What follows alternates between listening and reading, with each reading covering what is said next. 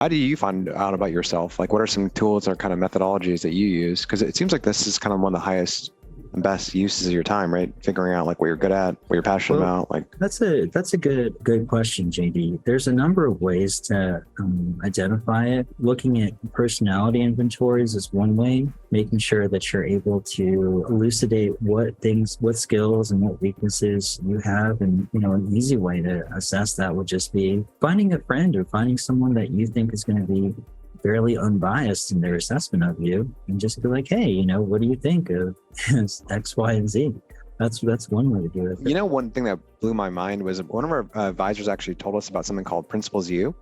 It's a personality test by Ray Dalio, and he's a kind of founder of Bridgewater, and he was, famous for effectively being able to find and build teams out that were very high performing.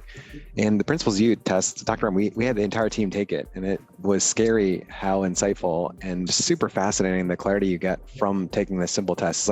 It's 10 minutes, and you literally learn everything you need to know about like how you think, how you communicate with others, your skill sets. It was scary how close it was, right, Dr. Ryan, like with our team.